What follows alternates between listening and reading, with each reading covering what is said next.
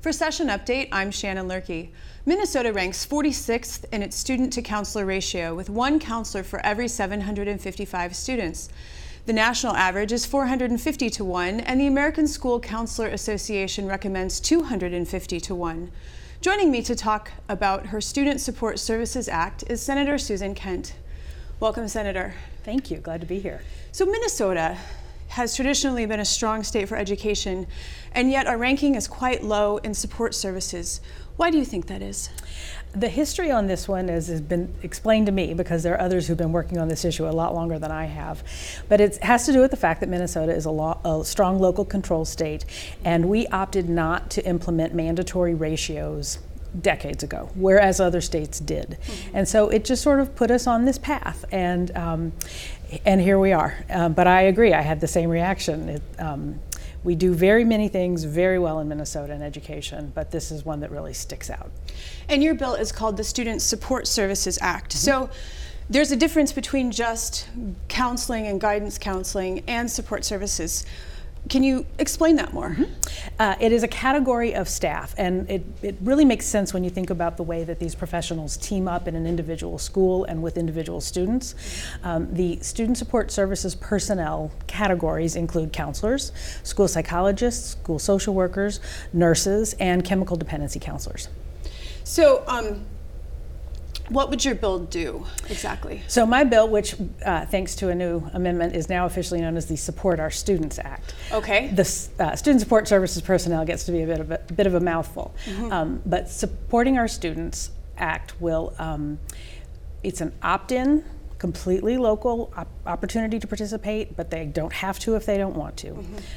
It's a multi-year matching grant program from the state to provide a healthy incentive for school districts to add new positions in one of those 5 areas or multiples of those 5 areas, depending on local district needs. And that would factor in what the student population needs are and what the current staffing situation would be. An example that we think about is that you can imagine a district that might have actually plenty of counselors, but those counselors spend so much of their time doing social work, for example, that they don't have time to do the academic advising and college and career counseling.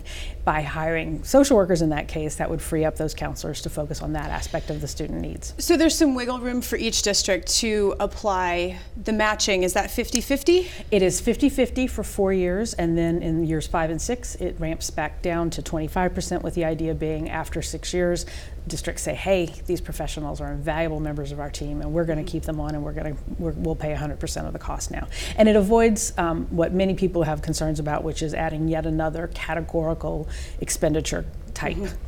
Right, so another question I had was, why not mandate? Since so many states have mandated, why not do that? Because that maybe would guarantee funding better. Depending on, and again, you have to think about all the different categories of the professionals.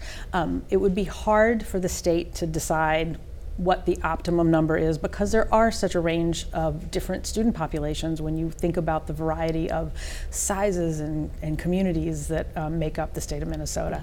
And frankly, there would just be a tremendous pushback in doing it that way. So we just figured, let's do a healthy incentive program and have schools get very excited about it and do it because they think it's the right thing to do. So if this legislation were to pass, would there be enough individuals qualified to fill these positions?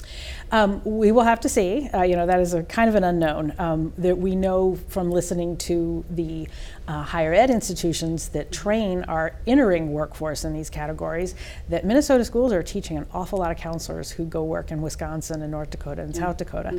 And so we do believe that there would be a number of those who would move back if we have a number of positions open.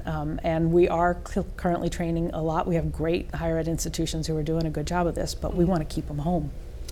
Well, thank you so much for stopping by today, Senator. Absolutely. Thank you for focusing on this important issue.